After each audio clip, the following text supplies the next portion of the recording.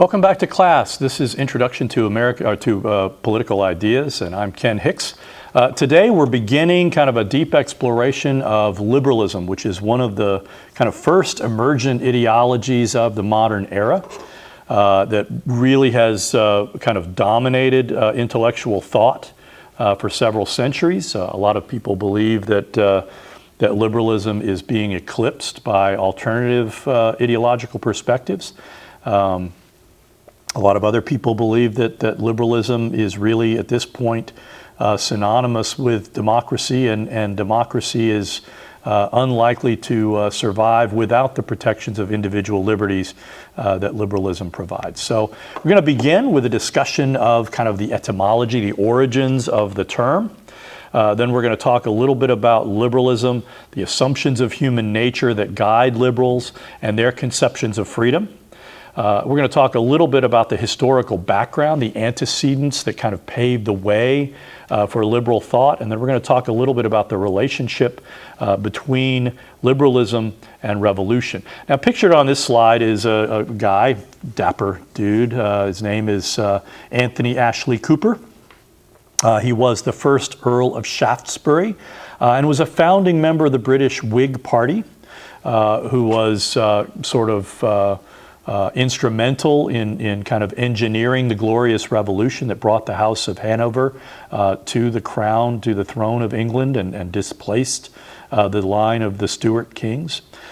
He is often described as among the first identifiably liberal political figures in modern politics on kind of a global scale.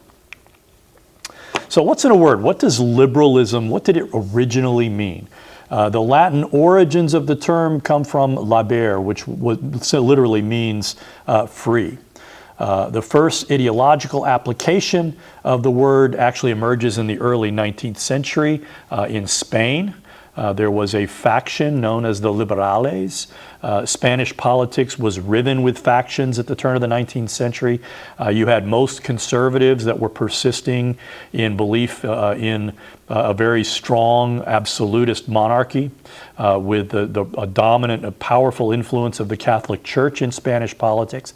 On the left, there was a welter of different ideological factions advancing a variety of Enlightenment-inspired ideas. During Spain's War of Independence, if you don't know that much about world history, between 1808 and 1814, Spain was occupied by Napoleonic France as part of the continental wars of that period. The Liberales were a faction of the opposition to French occupation who advocated an end to royal absolutism with the diminution of influence of the church within government and the establishment of a constitutional government with protections for individual rights. That sort of sounds identifiably, liberal, right? So you actually had this term migrate to England and France during this period. It's understandable that it would come to England given England's kind of instrumental role in securing Spanish independence from French rule. And generally what you see is the desire of these early liberals to be free of the intolerance of the religious wars and the belief that imbuing people with rights could establish a more free and open society. So again, what does free mean within that particular social context? It didn't mean that everyone would simply become atheists and hedonists and only care about making money. Most of the early liberals were themselves, still very religious. What do we think about when we think about liberal ideas of human nature? Okay, so there are a couple of very important stipulations here. First and foremost, the first stipulation is the belief of most liberals that human beings are basically rational. Again, what does that mean? It means that people have the ability to form an aspiration, to form their own life plans, and to pursue those life plans in a relatively rational manner. That does not mean that people are perfectly rational. Human beings are not machines, and liberals have never really believed so. The second stipulation is that human beings can live freely and pursue their self-interest. And again, what that means is that people generally do better when there is less direct interference in their lives from some higher power. The third stipulation is that human beings are both competitive and equally bearers of rights. So again, what that effectively means is that for liberals, they believe that we are born to compete. We are born to try and strive. Adam Smith, we'll learn about later on, basically think that this is sort of hardwired into human nature, that we are natural bargain hunters, if you will. And so for liberals, equal success may not be feasible, the idea that everyone could be successful and prosperous, but they do believe that everyone should have an equal opportunity to succeed. Now that creates a number of challenges, and first and foremost, there's the recognition. For example, wealthy parents are able to send their kids to preparatory academies where again, it's much more elite. There's much better. I'm loath to say that they're better teachers, but there's certainly better learning environments than kids who are going, for example, to public schools in low-income areas. Liberals believe especially that education is one of those great leveling tools that give people the opportunities. It doesn't mean that everyone's going to succeed, but it does mean that well-educated kids, regardless of where they're coming from, are going to be better off in the long run. So let's talk a little bit about the historical background of liberalism. Again, the ideological origins of liberalism emerge in opposition to feudalism, to the medieval customs, but also in the Protestant Reformation. One of the first things that the early liberals really rebelled against was the idea that the church had a role to play in secular affairs. And again, it's important to keep in mind that liberalism is emerging both within the framework of the Renaissance, but also importantly of the Enlightenment. And one of the key kind of figures of that period was Galileo Galilei, who basically posited that the earth was revolving around the sun rather than the Ptolemaic understanding, which was that the sun revolved around the earth. It happened to be that the Catholic Church of that time followed the Ptolemaic teaching, so Galileo was accused basically of heresy. And so, again, that creates this environment where you have church authorities saying something that most people believe was not true. Okay, that people of scientific backgrounds, people like Copernicus and Galileo. And this reflects, again, the long-standing tendency of the Catholic Church particularly towards religious orthodoxy. It's important to keep in mind, in the early years of the church, you had the great schism between the Catholic Church and the Eastern Orthodox Church. Then you had a variety of different schismatic movements within the church, the Donatist movements and the Montanist movements.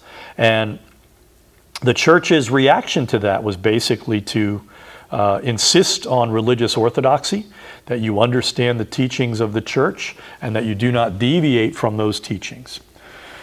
So it's important to keep in mind also that through the Dark Ages and into the High Medieval period, the Catholic Church exerted powerful secular influence over European affairs. There were growing fissures between the church and secular European rulers, again, because of the struggle to try and establish some stable, kind of imperial rule over Europe. So over the course of the late medieval period, the Catholic Church's secular influence became more frustrating to European political elites, and in part, these frustrations reflected perceptions that the Church's support for the Habsburg dynasties in Spain and Austria were hostile to the growing nationalist aspirations of Northern Europeans. But also, in part, these concerns were driven by growing perceptions of the corruption of the Church itself. The inability of the church to back a winner that could unite Europe began to erode the political influence of the Catholic Church, to the point that you actually had one influential Italian statesman by the name of Marsilius of Padua wrote a thesis, a treatise called Defensor Pacis, the defender of the peace, arguing that the Catholic Church should focus its energies on saving souls rather than enhancing its secular influence. So one important thing that liberalism was reacting against was this idea of religious conformity. A second idea that early liberals were reacting against was the idea of ascribed status. And this again is the power of rank that existed within feudal society. To say, ascribed status effectively means that if you were born into a noble family, you were entitled to lands, you had extensive rights, you had power, secular power over the people that lived on your land. And there were gradations of within the nobility, and then of course some people could elevate themselves to king status. The church exerted enormous influence, and many children, second and third sons of noble families would go into the church to seek their ambitions there. There were a number of factors that eroded the ability of feudal political elites to enforce this system of ascribed status. And again, the point being that if you were born a noble, there was very little you could do to hurt your status. But if you were born a serf, if you were born on the lower end, and again, probably 80% of Europe's population were serfs, there was little you could do to improve your status. And so that created, again, very little incentive for serfs to do much anything other than till the land and do as nobles bid. A number of factors eroded the ability of feudal elites to enforce this system of ascribed status. The first being the Crusades, which was, again, a series of wars to take back the Holy Lands from the Muslims, again, over a period of close to 200 years. You saw an enormous number of European elites travel with their retinues, with men-at-arms, into the Holy Land to help wage these holy wars. That greatly thinned the ranks of the nobility. You also had the Black Plague, which overall reduced the population of Europe significantly. And then you had kind of the trade that was beginning to come back between Muslim lands in Spain, but also in the Levant, in that crescent area where we now call Israel and Lebanon. Trade in the form of, in many instances, books. Aristotle was rediscovered in this period and ultimately kind of read into Catholic orthodoxy. You also, again, had the Renaissance in this period. The fact that so much of the trade was coming into Italian ports. Banking began to become a very powerful influence in Italy. And then, of course, you have the Protestant Reformation, which is, first and foremost, it breaks the stranglehold that the Catholic Church held over, salvation of people's souls, but also it reduced the secular authority of the church. An enormous amount of territory was basically taken from the church over the course of the Protestant Reformation. Then you also had the first glimmerings of capitalism, the emergence of what we would describe as guild towns, where people, who had specialized skills could escape if they were a serf, and if they stayed free for 1 year, they were then free people, free men, if you will. And those folks, stayed in those guild towns, and those guild towns became centers of commerce, and again, skilled that would ultimately become manufacturing centers later on. And then, of course, last but not least, you have the Enlightenment. And again, none of the Enlightenment could not have happened without all these factors that began loosening the grip of feudal society, of feudal political arrangements over European society. So the Protestant Reformation is a powerful and very important event in the emergence of kind of a nascent liberalism as an ideology. First and foremost, in 1440, you had a very important technological innovation, the Gutenberg printing press, which, again, at least initially, everybody's first thought was, well, we can print Bibles with this, and we can greatly expand people's access to the Holy Scriptures. You also had, what a political scientist would describe as growing core periphery tensions. You had the Catholic Church centered in Rome. You had those southern European countries very proximate to Rome and to Italy. And then you had these peripheral states that were also Catholic, but were not really benefiting from all the money that was flowing into the Catholic Church in this late medieval period. And over the course of the medieval age, most of the papal leaders and nearly all of the popes came from the southern European states of France, Italy, and Spain. Another part of the factors driving this tension was the church's growing avarice in pursuit of funding for large-scale products such as St. Peter's Basilica.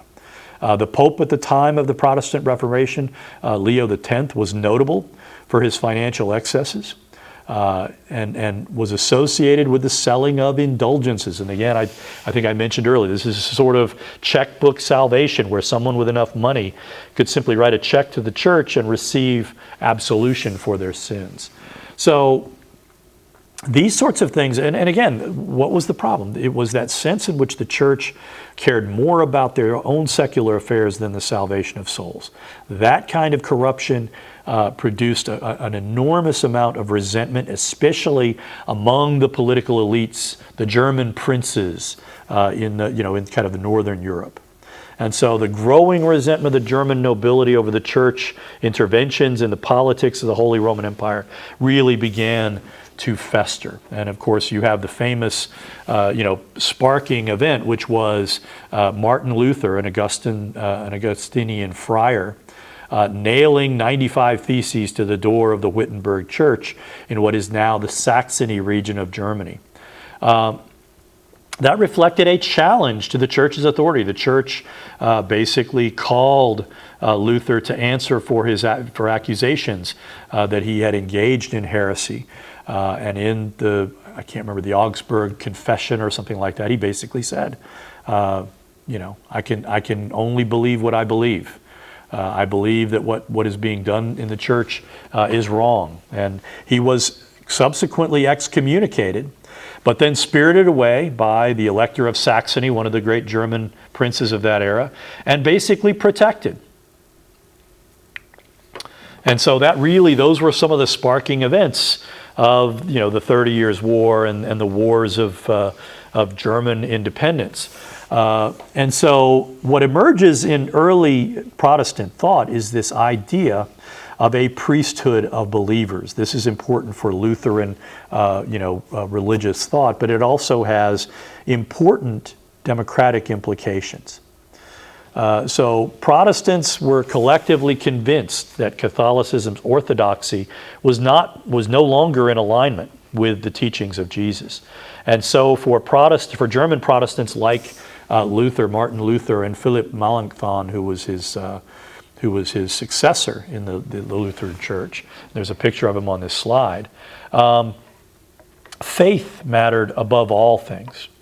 So the sole way of fostering conviction was to read the Bible and obey Jesus' teachings. They believed very much in literacy. This is where you're first seeing kind of a literacy movement. And so for Melanchthon, he would basically reply to someone about salvation. Sacraments do not justify. Thou mayest be justified, therefore, even without the sacrament. Only believe. Now, Luther's problem was what? It was literalism. Luther was convinced everyone would read the Bible and interpret the Bible as he, Martin Luther, read and understood the Bible. Luther also found himself again, under threat of his life because of his excommunication. There were Catholics running around the country who had a sanction. They could simply kill him out of hand.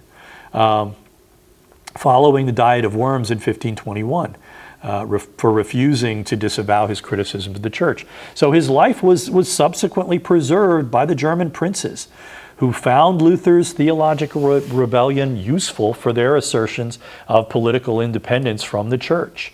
And as a result, Luther was decidedly circumspect when it came to German politics, and in fact engaged in some really intemperate denunciations of peasants during the course of what was known as the Peasants' War, which was a widespread revolt of German serfs demanding greater freedoms. There were estimates of upwards of 100,000 to 300,000 rebellious peasants being slaughtered during the Peasants' War, which took place just over a 2-year period, 1524 to 1525. So as a result, you see a sort of paradox in Luther's and other Protestants' political writings, in which Luther could argue that secular rulers must never be resisted, but he reserved the right of anyone to kill a rebellious peasant, meaning that a rebel might be killed by anyone, but a tyrant by no one, which is, again, kind of an irony. In terms of, again, paving the way for liberalism, Protestantism did not innately result in democracy. Not all forms of Protestantism reflected a radical view of salvation. Calvinism and the politics of John Calvin, you basically had a Protestant theocracy established in the Swiss city of Geneva. And it was a Protestant theocracy. The city was governed according to Calvin's religious prescriptions. And in fact, he actually burned at the stake a Spanish person that he viewed as a heretic, Miguel Servetus. I can't remember what year that was.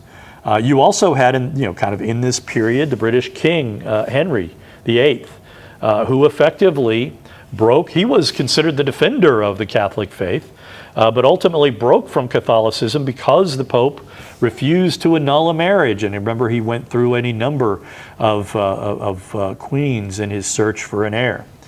So regardless, and again, the Church of England was, again, decidedly pro-Henry, if you will, much like Luther's espousal of support for the German princes. So the point, and what is important here, is that the fracturing of this tyranny of religious dogmatism began to carve out space where people could think in terms of their own personal self-interest. And that's important as a basis for any ideology that is saying that self-interest should be the basis for political organizations, that individual freedom is important, and that individuals matter equally. Let's talk a little bit about the relationship between liberalism and revolution. Again, religious conflict played a powerful role in the English state, where, again, liberalism really began to take root in a serious way. And it's interesting to look at how liberals responded to both the American Revolution on the one hand and to the French Revolution on the other, as kind of, again, an indication of the range of which the kind of revolutionary activity that liberals would find acceptable. So England's religious wars really kind of began, again, paving the ground for the emergence both of capitalism, free trade as a basis for an economy, but also of liberalism as an intellectual defense of this idea of free trade and with it free rights. One important thing that begins to happen here, you had Elizabeth I, who basically ruled for almost 45 years. Okay, and Elizabeth was in many ways an old school ruler, but she was also relatively moderate. She was a patron of the arts. You saw a flourishing of English culture in this period. Shakespeare emerges in this period. At the same time, you have these pent-up tensions between Protestantism and Catholicism within English society, because a number of English nobles, many English, many members of the English population, certainly in Scotland and in Ireland, they retained their adherence to the Catholic faith. And so when Elizabeth died, basically without issue, you saw the return to power of the line of the Stuarts, which was the Scottish kingdom to the north. And so in 1604. And so for a period of around 40 years, you see these escalating tensions. The early Stuarts were relatively moderate. They didn't attempt to make any kind of big changes because I think they could look at the correlation of forces and saw that they didn't have a clear pathway to victory in the event of a civil war.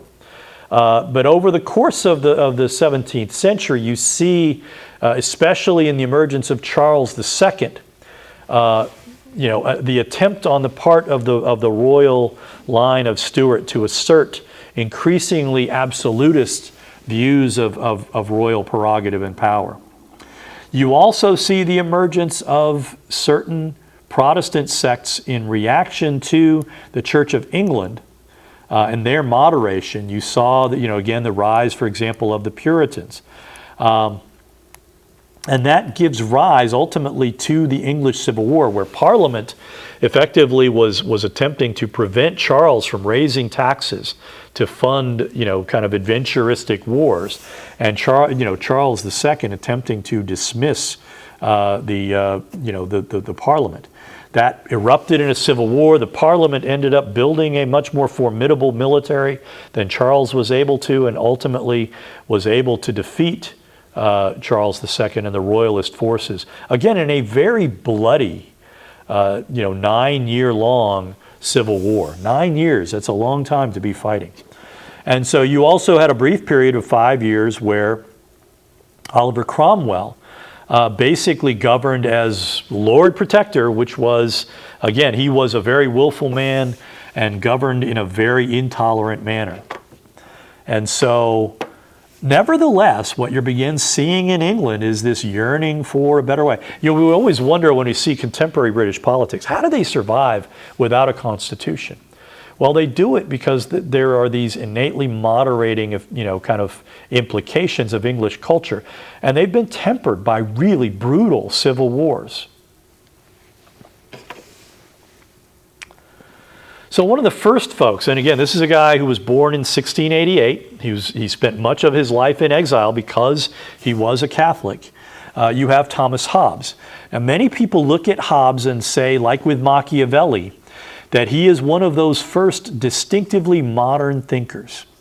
And one of the things that's very important to know about Thomas Hobbes was that he was a mathematical genius, and he was one of the first of a generation of English scions of wealth and in the merchant classes that were able to go to Oxford, where the curriculum had fundamentally changed and where they were being taught subjects like mathematics and science and physics rather simply than theology.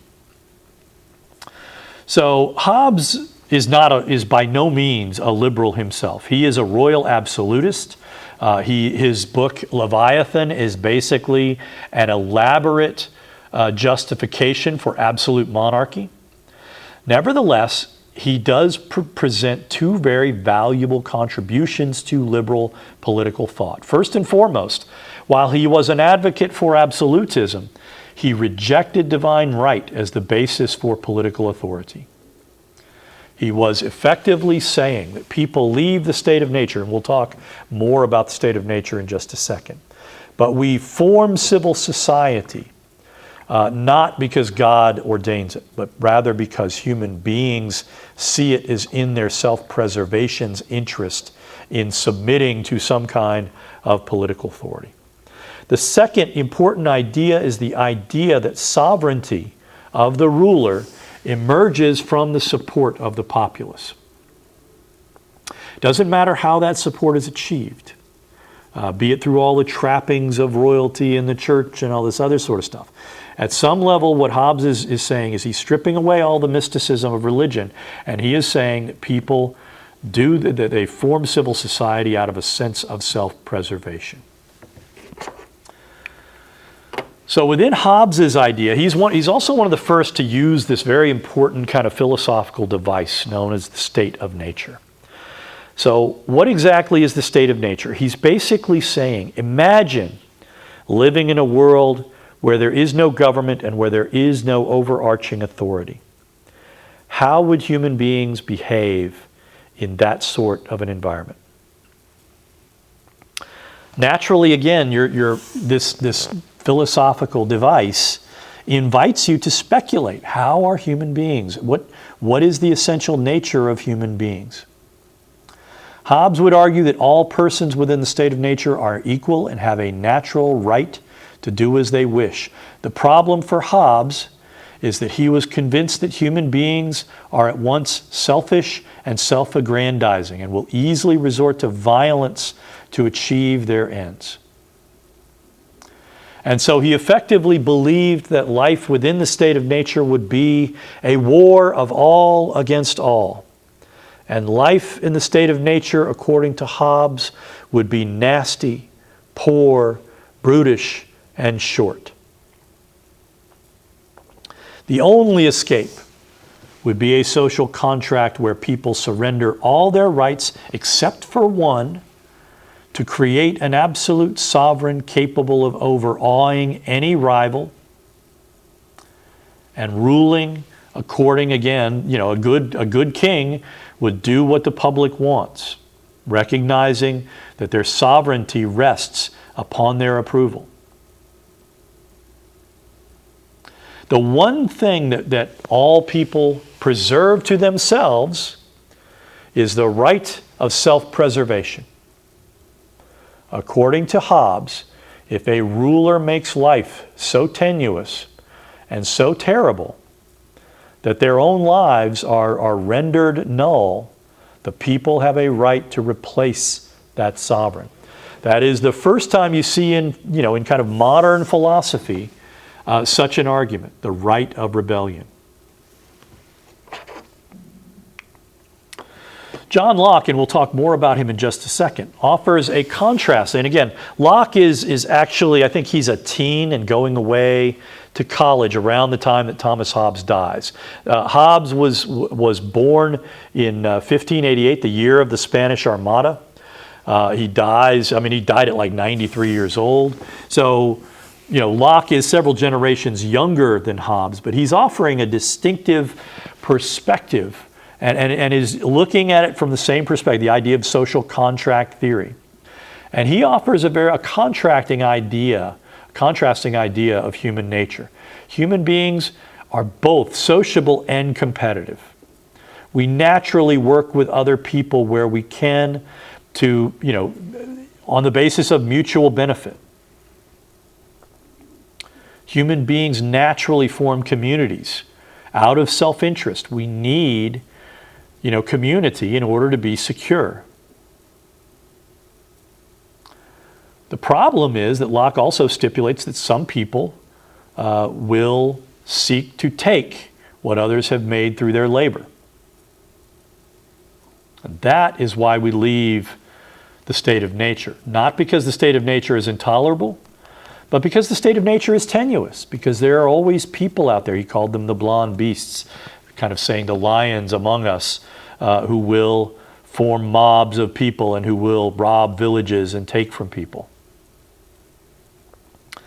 So fundamentally for Locke, and this is also, again, distinctly an early liberal perspective, private property is the centerpiece of people's ideas about politics.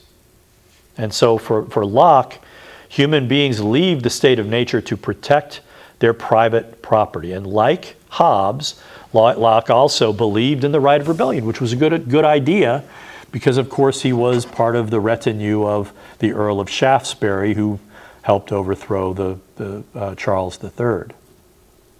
Let's look a little deeper into Locke.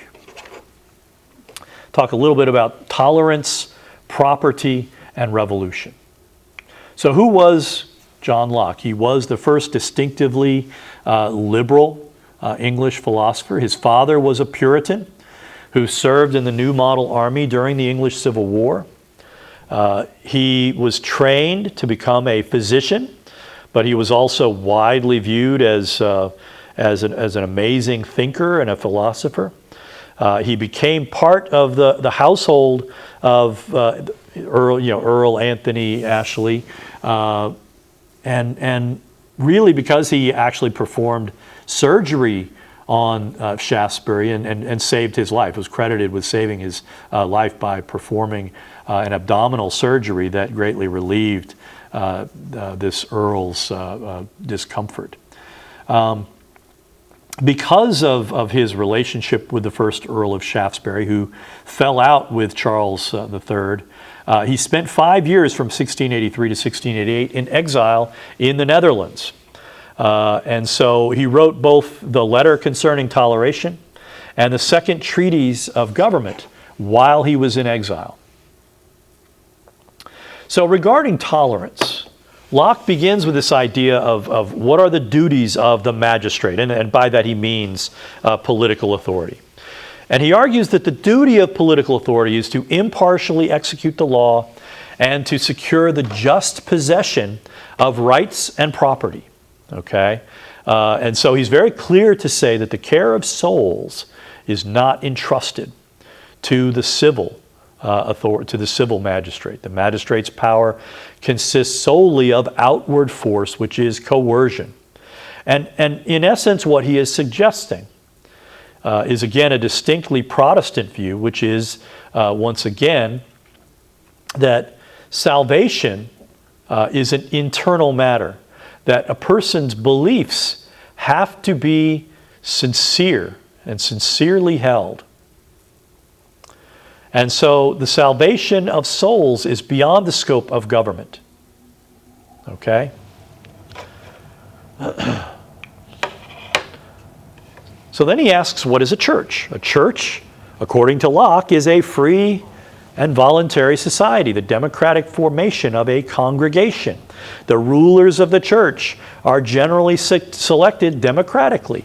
Ecclesiastical laws remain within the church and apply to its congregants. And again, this reflects early Protestant beliefs about a priesthood of believers. Now, that has powerful implications for the formation of churches. But it also has enormously powerful implications for the formation of political communities. Because again, you are looking at a situation where, if the church is established and maintained democratically, that's going to have a natural flow over into politics. Okay? It's not dogmatism that is guiding religious, discussions. It is rather sincere questions revolving around faith. And so again, there are innately democratic implications here at play.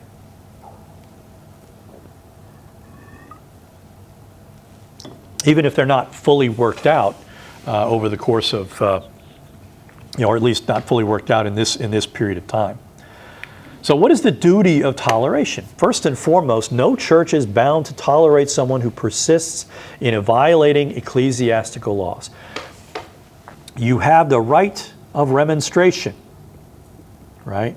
Likewise, no person may discriminate civilly against persons of other faiths.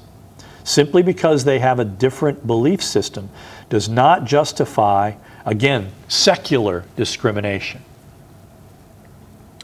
Now again, ironically, Locke is freely saying toleration may not be extended to Catholics in certain circumstances, nor to atheists. Why?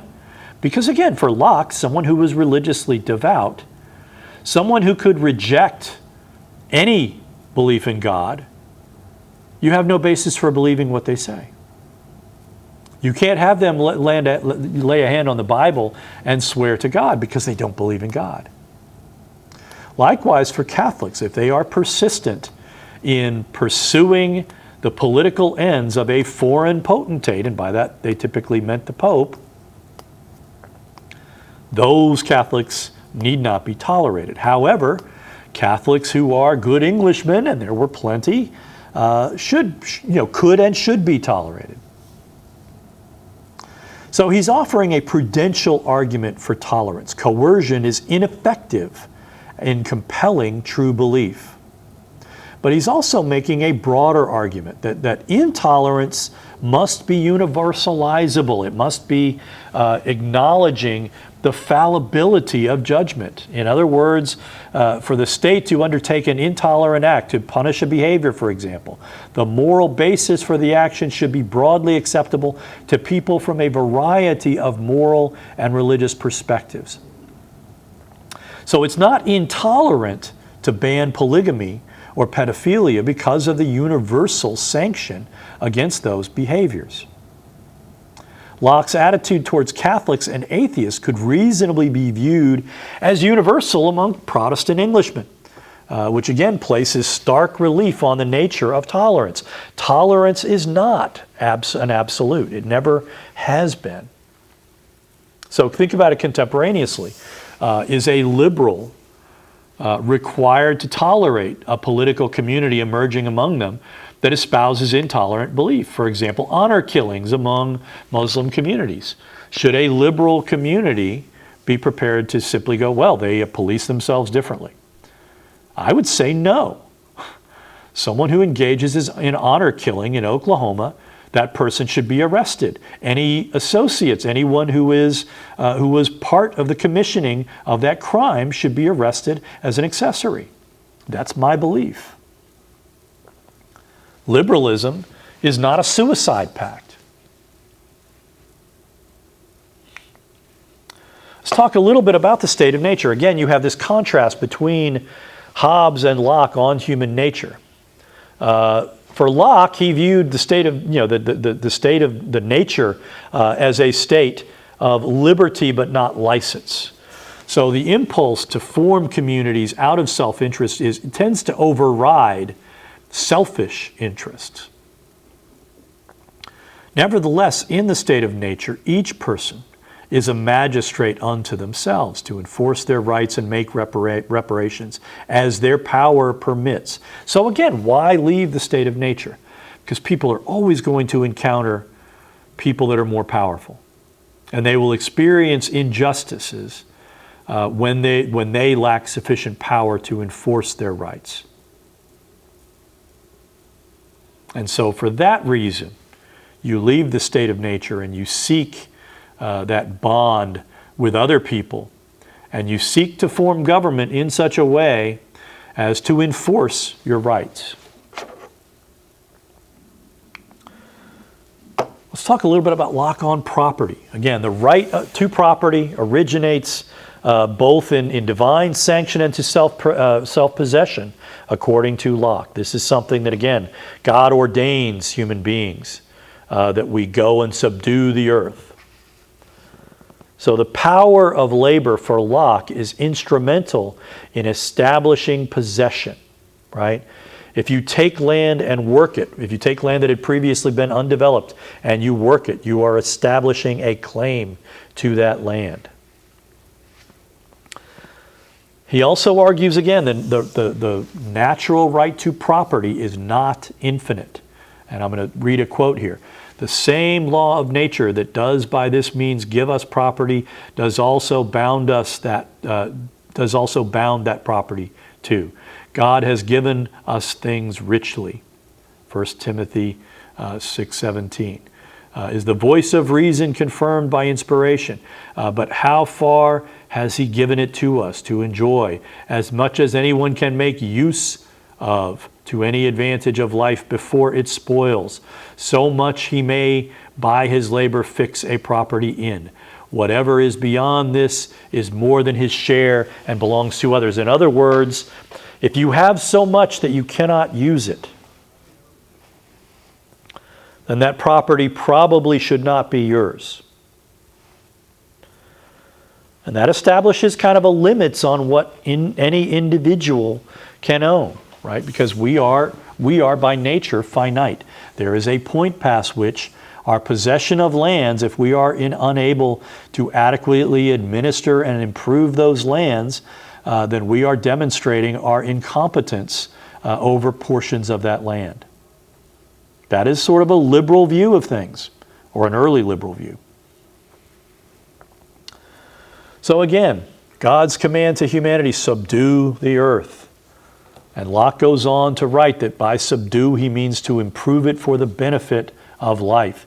You take a forest that is thicketed with undergrowth, and you clear out that undergrowth.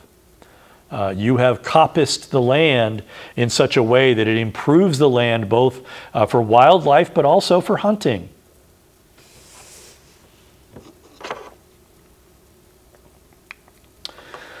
Importantly, again, Locke makes this argument that there is a justification for rebellion. Now remember, for Hobbes, the sole justification was self-preservation. The only reason to rebel against your rightful lord is if your rightful lord is making your life impossible and literally threatening your life. So only out of desperation should a people seek to overthrow an incompetent or tyrannical ruler. So again, for Locke, the question is, what is the nature of this contract? I think Locke would look at Hobbes' social contract and say, well, that's a bad deal. So Locke would argue when government acts contrary to the interests of its citizens, the people are obliged to replace the government. But that, again, it's a fairly high bar even for Locke. It's not nearly as high a bar as for Hobbes. But he's effectively arguing that when rulers breach the public trust, they forfeit the power entrusted in them by the people.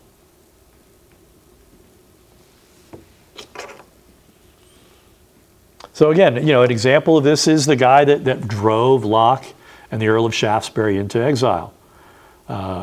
James II. He succeeded his brother Charles III as king, or Charles II as King of England following the Restoration. He enjoyed wide support at coronation, but he alienated much of the English nobility, and he would be the last Catholic king of England. And again, he alienated them by, basically insisting on Catholic, jobs being filled in government with Catholics. And by Catholic services being the place where you hold services and things like that. So it's important to keep in mind that liberalism emerges as a distinctively Enlightenment ideology. Okay, liberalism is the first clear ideology, kind of coherent, and we can argue about the coherence of liberalism, but to the extent that we think any ideology is coherent, liberalism emerges, initially in this period as a fairly coherent picture of what, what are the four, purposes of government. So again, it's an ideology dedicated to personal freedom, representative government, the rule of law, and religious freedom. And so as a movement, the Enlightenment reflects this notion that emerges in the 17th century and persists in the 19th century, that humans could do better, right? That human reason and the application of science could improve the human condition, that you could expand the possibilities of individual freedom.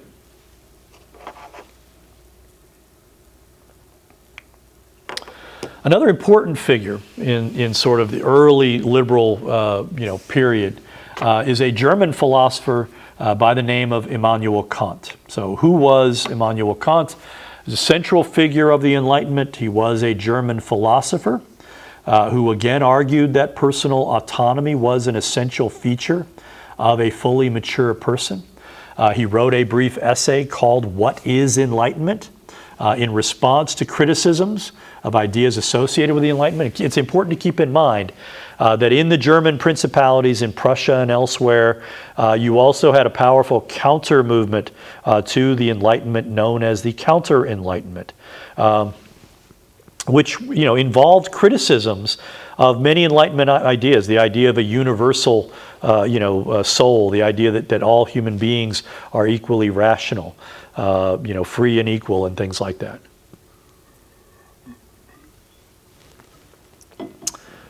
And so for Immanuel Kant, enlightenment is mankind's leaving behind its self-imposed immaturity. Sapere aude is the motto of the Enlightenment, and that is translated from the Latin, dare to think. Kant complains that many supposedly grown men remain happily immature throughout their lives, readily allowing others to serve as their guardians. A quote from him, "If I have a book which does my thinking for me, a priest or pastor who serves as my conscience, and a doctor who tells me what to eat, then I do not need to take the trouble to think for myself." Think about when he's writing this. These are dangerous thoughts back then. So again, he makes the argument, so long as a person has the financial means, others will perform tedious or odious tasks on their behalf. Too often, people with political power desire that people remain blissfully ignorant because a thinking community is dangerous to the politically powerful. And we see these kinds of thoughts today. One of the things that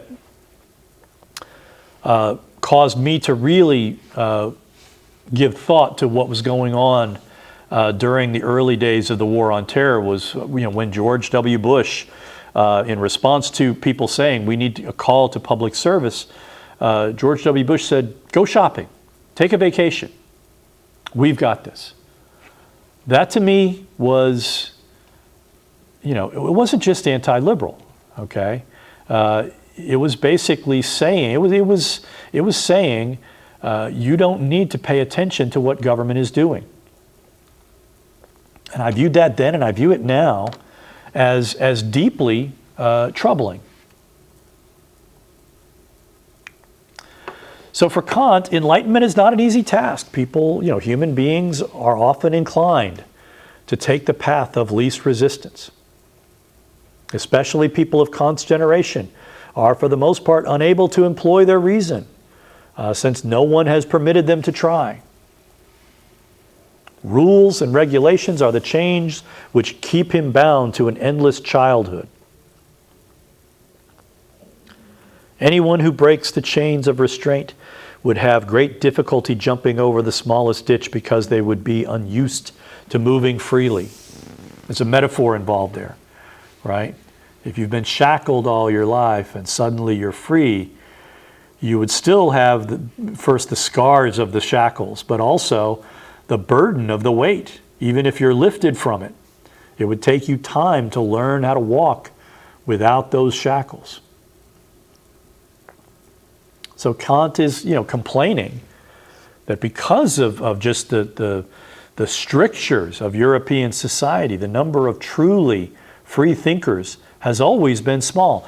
Now, people, contemporaries of his, are beginning to think like in Spain and then ultimately in the Netherlands, a man by the name of Spinoza, begins to think and begins writing in an area because he has the freedom to do so.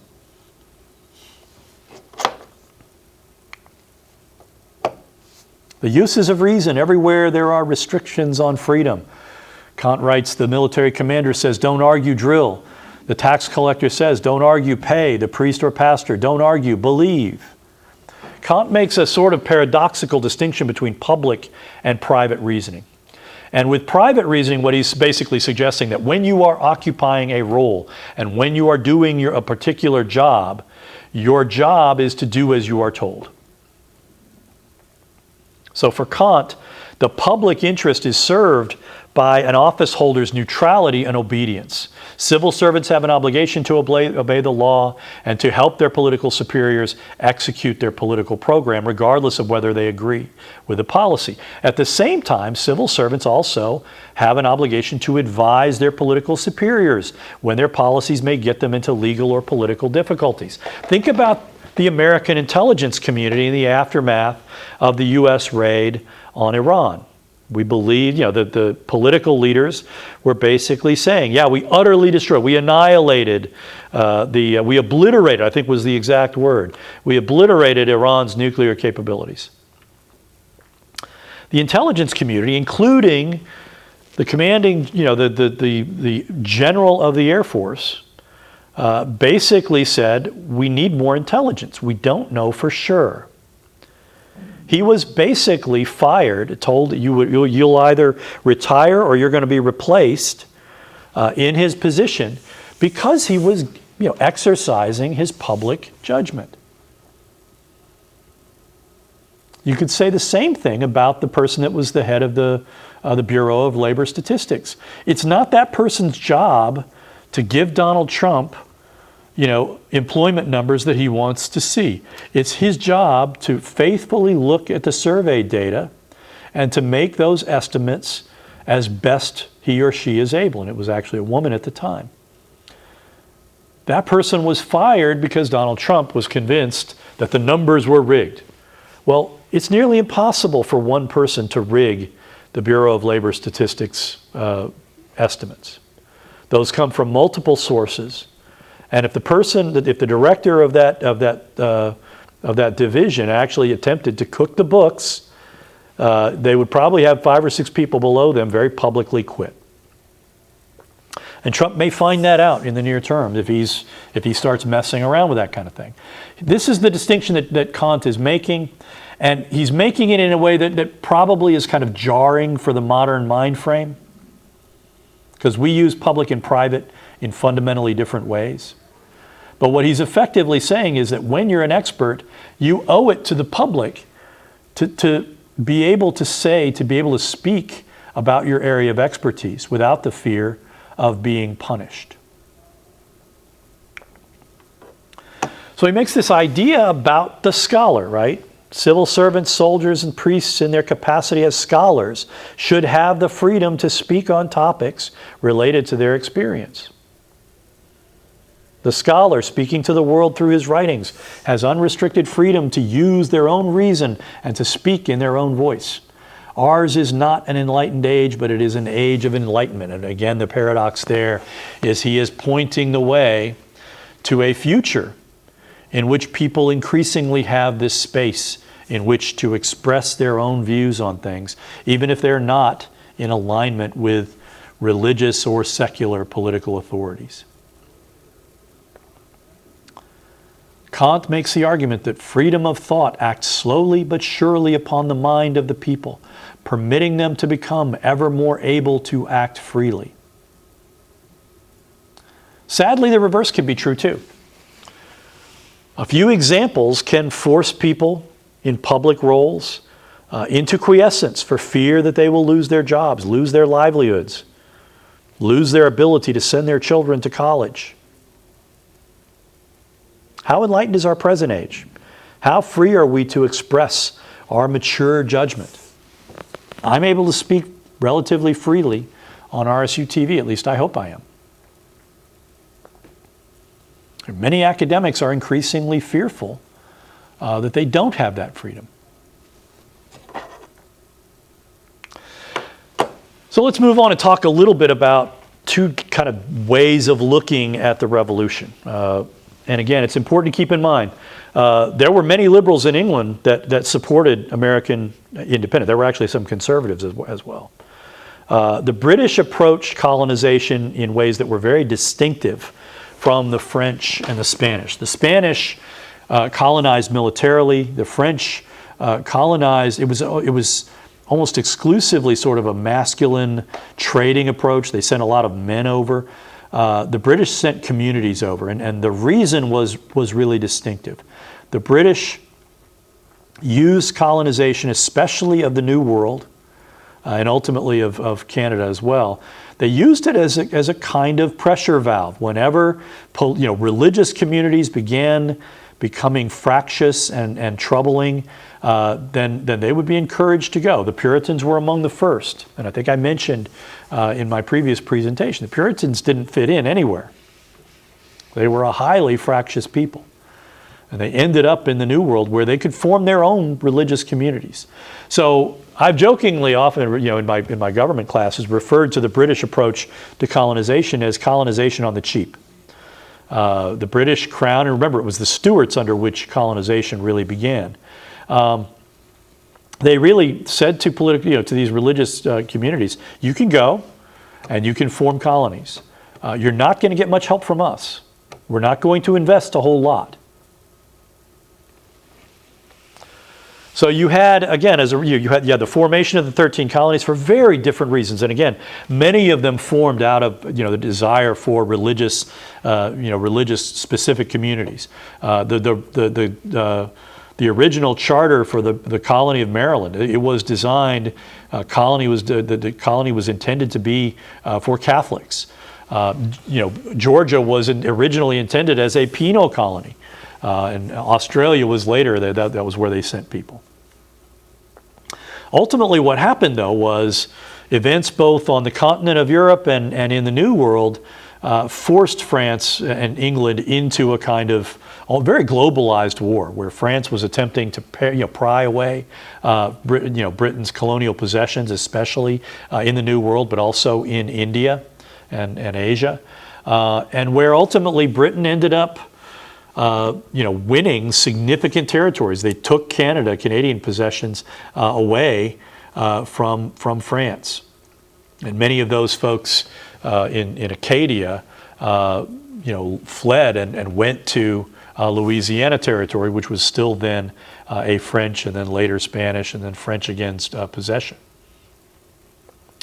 So England found itself sitting on top of an enormous chunk of territory. Remember what I said about any one group of people being able to cover all that territory, and they struggled to properly administer all this new territory. And so it was their need for revenue that ultimately drove England into taxation policies that quickly alienated the colonies.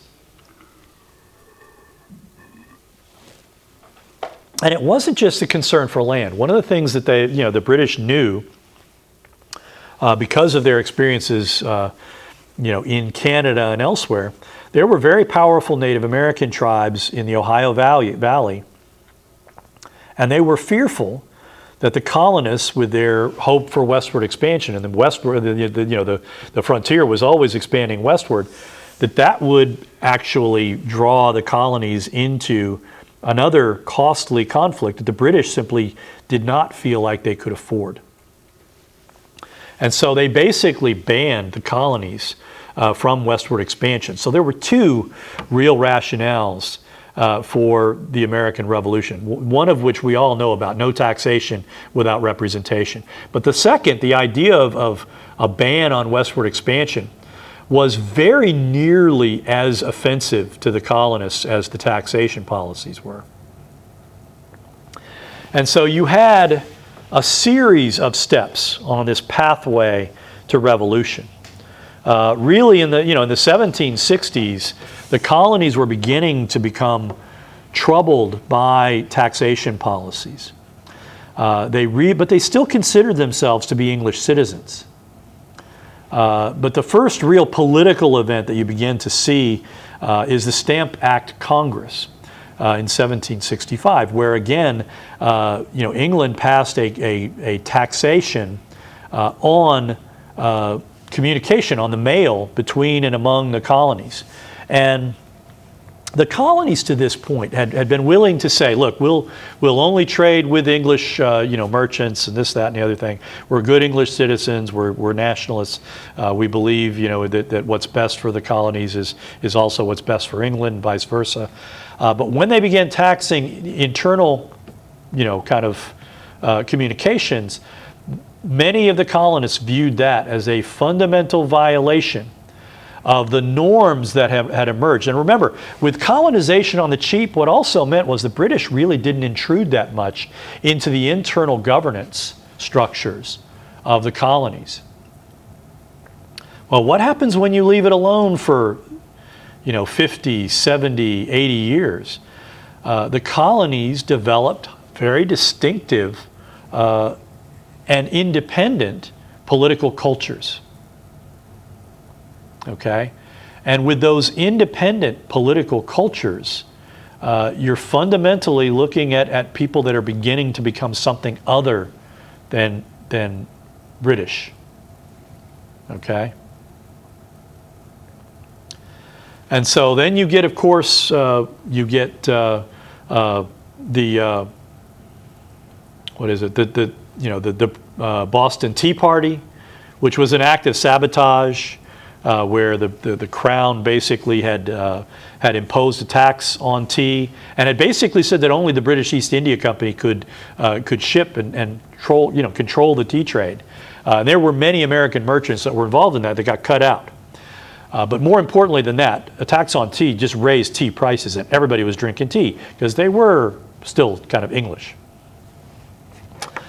That creates the coercive acts, and that sends the pathway. And by the time you get to Lexington and Concord, a significant number of American political elites are basically saying, we can't, we have to seek independence. And so when you look at the Declaration of Independence, and I'm sure many people in the audience have actually, had to read the Declaration of Independence, Thomas Jefferson has a very powerful rhetorical task. He is not simply writing to the British king to declare independence. He is also writing internally. He is writing to a domestic audience to say, we need to act in a unified manner. Jefferson borrowed liberally from John Locke's Second Treatise of Government. In the stirring words of the Declaration of Independence, that each person is created equal and have unalienable rights to life, liberty, and the pursuit of happiness. That's straight from John Locke, except for the idea, Locke would say life, liberty, and property. Jefferson understood that they needed something a little bit vaguer than that, because there were a lot of non-property owners that were going to be ending up fighting in the War of Independence that they were contemplating. And it's important to keep in mind that the Continental Army, I want to say, over 10% of the people who fought for the Army, for the Americans during the Revolutionary War were blacks.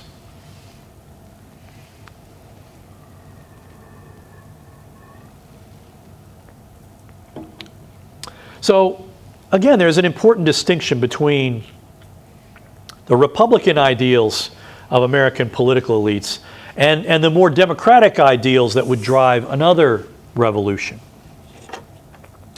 So when you think about the French Revolution, first and foremost, we don't consider that to be a liberal revolution.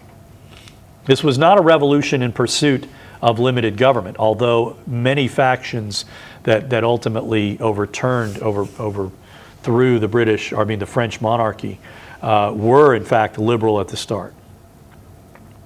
It's also important to keep in mind that many French were acting, inspired on the inspiration of the American Revolution.